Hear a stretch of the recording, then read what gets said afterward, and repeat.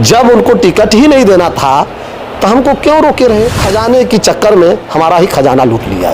संजय निषाद ने मेरे ही खजाने को लूट लिया। डीलिंग हुई है क्या भाजपा के साथ? 5 लाख रुपया लखनऊ में जमा करा दिए। अच्छा, पार्टी फंड मेरा लगभग 50 लाख के ऊपर खर्च हुआ। प्रोग्राम में यहाँ के जितने लोग आते थे पदाधिकारी, उसको विदाई के नाम से कभी 50,000 कभी में सोए हुए थे। उस कमरे में हमको ले जाते हैं और कमरे में ले जाने की चाबी यहाँ है, खजाने की चाबी दिल्ली में है, गांव में तो पैखाने की चाबी में। सभी पार्टियों से ऑफर आया था। अच्छा, आपको समाज का इतना ही चिंता था तो आप 15 साल विधायक तो थे, समाज के लिए किया। में एक उपचुनाव होना है मझमा का, और इस समय काफ़ी चर्चा का विषय बना हुआ है। हमारे साथ हरिशंकर बिंद जी हैं जो निषाद पार्टी से बिलोंग करते हैं, और इन्हें जो है लगातार टिकट के लिए कहा गया था, लेकिन टिकट नहीं मिल पाया। अब तमाम आरोप और प्रत्यारोप लग रहे हैं। क्या कुछ मामला है, हम इन्हीं से जानने का प्रयास करेंगे। बहुत बहुत स्वागत है सर आप। धन्यवाद।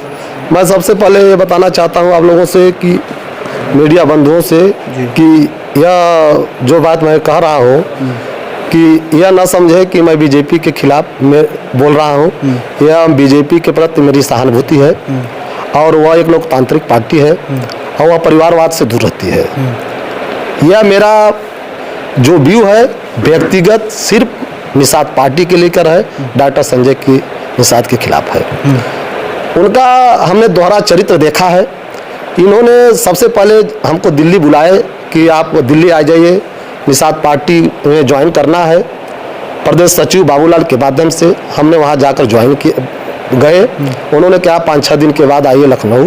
हमने वहाँ पर गए लखनऊ, वहाँ हमने पार्टी ज्वाइन किया। उन्होंने हमें को 5 हथियार बताए कि आपको 5 हथियार लेकर चलना है। वह 5 हथियार था पार्टी, झंडा और पार्टी, झंडा और सिंबल और नेता।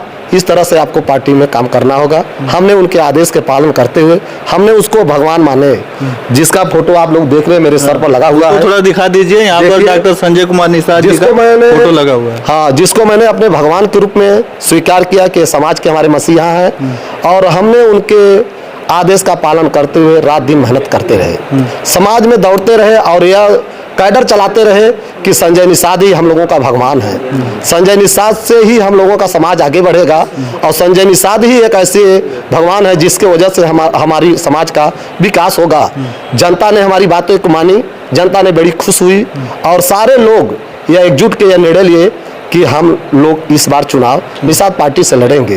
तो निषाद पार्टी में हमने जब संजय निषाद से मिला तो उन्होंने पूर्ण रूप से मुझे आश्वस्त किया कि तुम आवेदन कर दो, तुम्हें टिकट मिलेगा। अच्छा, मझवा से आपको टिकट मिला? हाँ, मझवा से मेरी पत्नी को, पुष्पलता बिंद को टिकट मिलेगा। उन्होंने आवेदन के नाम से 5 लाख रुपया लखनऊ में जमा करा दिए। अच्छा, पार्टी फंड में कि 5 लाख रुपया जमा कर दो, तुम्हारा आवेदन हो जाएगा। इसके बाद फिर आगे देखा जाएगा। इसके बाद समय बीतता गया, यहाँ के प्रोग्राम होते रहे, जितने भी प्रोग्राम होते रहे, मेरा लगभग 50 लाख के ऊपर खर्च हुआ। प्रोग्राम में यहाँ के जितने लोग आते थे पदाधिकारी, उसको विदाई के नाम से कभी 50,000 कभी 1 लाख सारे लोग लेते रहे।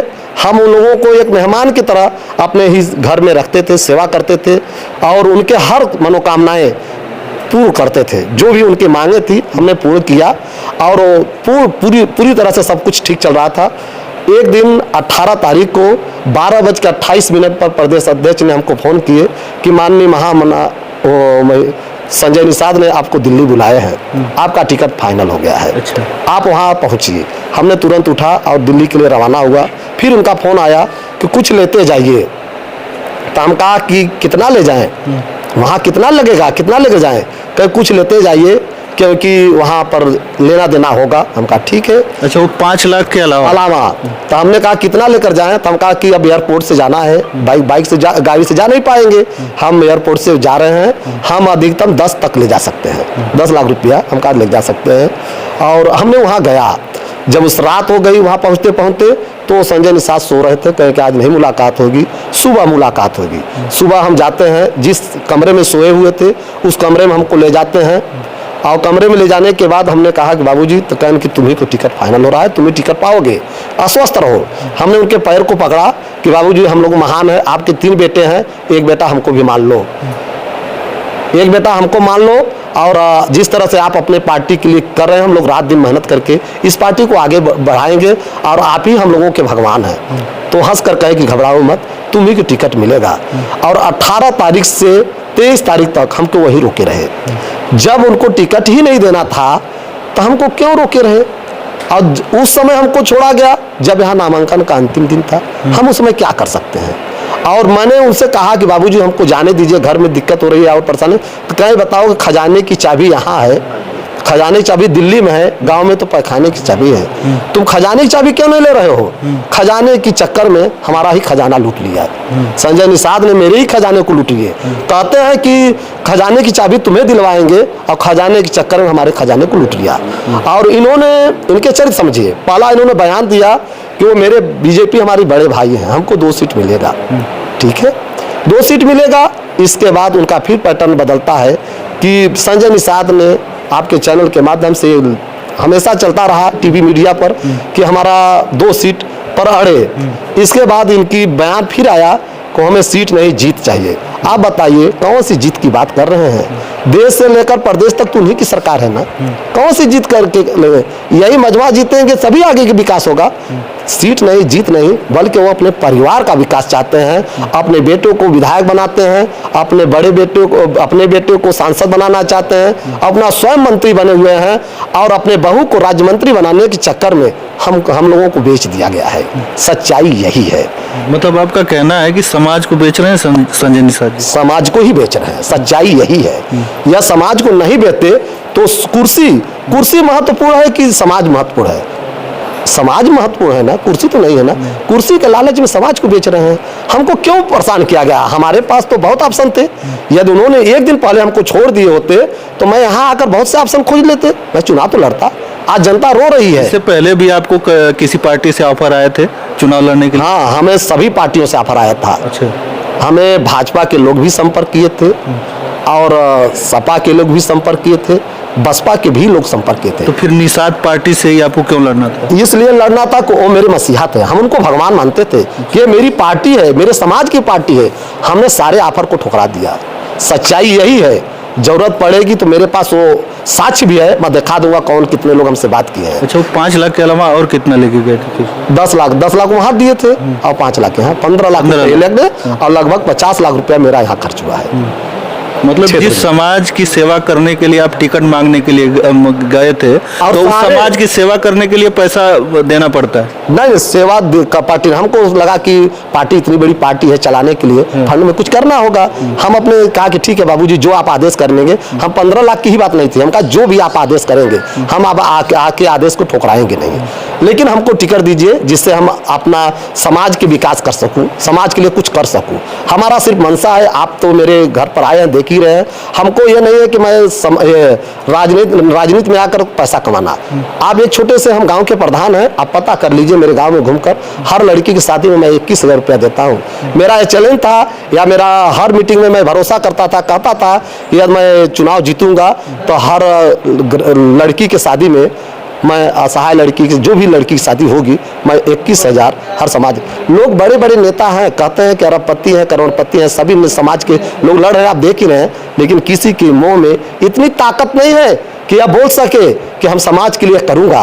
कोई बोलकर देखे, सिर्फ वोट चाहिए, समाज का वोट चाहिए, लेकिन समाज के लिए क्या करेंगे किसी के मुंह में चाबी नहीं है, किसी कोई नहीं बोल सकता। नहीं तो जिस भाजपा की आप बात कर रहे हैं उनकी बड़ाई कर रहे हैं, और संजय निषाद जी की आप कह रहे हैं कि मतलब ऐसा हुआ आपके साथ, तो भाजपा ने ही टिकट नहीं दिया ना उनको, तो दो टिकट। ये तो उनको निर्णय लेना चाहिए था ना। भाजपा ने तो हमको आश्वासन तो दिया नहीं था कि हमको टिकट देंगे। भाजपा ने तो हमको आश्वस्त किया नहीं था। ये तो उनका और उनका गठबंधन हुआ। हो सकता है कि भाजपा उनको टिकट दे रही हो तो वो और कोई सौदा किए हो। ये भी हो सकता है, क्योंकि जब मैंने दिल्ली में गया था, मैंने सुनील बंसल से मिला है। अभी फोटो में दिखा दे, सुनील बंसल ने मेरे हाथ को पकड़ा, 5 मिनट तक पकड़े रहे और मुझे इतना आश्वस्त किया कि मैं वहां पूर्ण रूप से आश्वस्त था कि टिकट मुझे ही मिलेगा। तो कौन सी ऐसी परिस्थिति आ गई, रात भर में बदल गया। और आप सूची उठाकर देख लीजिए कि जो मझवा का विधानसभा का सूची है उसमें ओवर राइटिंग है। देख लीजिए ओवर राइटिंग है कि नहीं, आपको समझ में आएगा कि जो मुझे बधाइयां मिल रही थी, भाजपा की तरफ से भी बधाइयां मिल रही थी, तो ऐसी कौन सी परिस्थिति पड़ गई। ठीक है, नहीं हुआ तो संजय निषाद डीलिंग हुई है क्या भाजपा के साथ उनकी? यही हुआ होगा। अब अंदर की बातें क्या है मुझे नहीं पता, लेकिन हमको संजय निषाद ने 23 तारीख को 12 बजे 12:30 बजे फोन करते हैं कि तुम पहुंचो मिर्जापुर, लोग तुम्हें स्वागत करने के लिए तैयार हैं, मिर्जापुर पहुंचो, तुम्हें स्वागत करने के लिए तैयार हैं। और आते आते जब देखते हैं तो सूची में नाम दूसरे का निकल जाता है। यही मेरा स्वागत हुआ।